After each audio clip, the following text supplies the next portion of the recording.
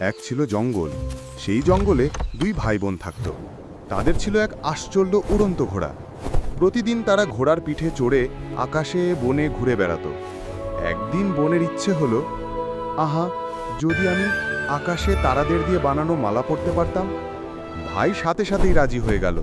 তারা উড়ন্ত পাখিরাজ ঘোড়ায় চড়ে ছুটল আকাশের দিকে। আকাশ থেকে তারা ছিঁড়ে এনে বানালো এক ঝলমলে তারার মালা। তারপর ফিরে এলো তাদের ছোট্ট কুটিরে। মালাটা বনের গলায় জ্বলে উঠল হাজার আলোর মতো।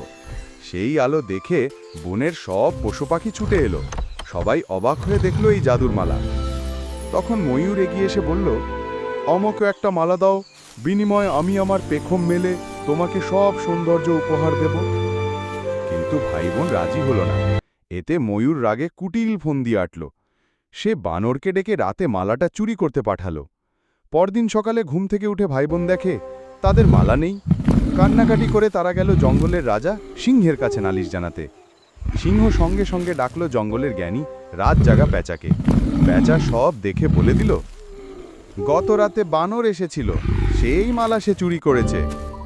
বানরকে ধরে আনা হলো, তার লেজে দড়ি বেঁধে ঝুলিয়ে রাখা হলো। শেষে বানর সব স্বীকার করে নিল। অমকে ময়ূর পাঠিয়েছিল, ওই আসল দোষী।